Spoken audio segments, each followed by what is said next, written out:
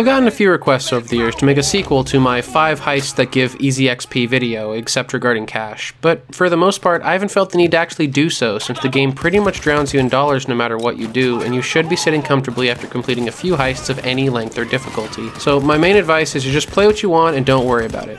But I guess if you have an academic curiosity or a min-maxing fetish, here are 5 heists that give lots of easy cash. Also, a note before we start for brand new players who might be wondering, there's no difference between farming spending cash and offshore cash. They come from the same end of heist pool, so more of one means more of both. With that out of the way, number 1 is Shadow Raid. Stealth missions are always going to give you the best bang for your buck since they don't get much harder even on higher difficulties, and it won't take long to memorize all the loot spawns and escape with almost $8 million on Overkill or up to double that on Death Wish. But if you're not afraid to go loud, another good choice is number 2. Cook-Off is probably the best possible heist on a time to money ratio, since you just sit there cooking meth in one place literally endlessly. You can earn as many millions as you want before pulling the plug. The only downsides are tedium and the fact that there's just no way for the heist to go fast. If you want a bit more excitement in your grind, or maybe you'd like to try cooking meth in stealth, I recommend number 3. The Bomb Dockyard may seem like a weird choice for this list, but it's really not that hard to stealth once you get the hang of the spawn points. Plus, you also get a nice stealth bonus, 15%, for completing it. Overall, you can earn almost $10 million on Overkill if you grab enough of the random loot, and there's a lot more of it than on Shadow Raid. I wouldn't recommend completing it loud, as the objectives get seriously tedious with hordes of cops in the way, but that is technically an option. Though at that point, you really should have just gone with number 4. Hotline Miami gives you a generous $1.8 million just for completing it on Overkill, but there's over $15 million worth of goodies lying around to sweeten that pot. By cleaning out the basement and or cooking some meth on day 1, plus grabbing all the loot on day 2, which is probably some of the easiest loot to secure in the game, you can score a ton of money during the many times you're waiting for Bane to give you a new objective. But if that sounds like too much work, there's another heist that will give you almost as much for no extra effort whatsoever. I'm talking about number 5, Hoxton Breakout, the one I personally use when I need money because it just cannot get any easier. There are no additional objectives, just survive the map for an easy $12.5 million,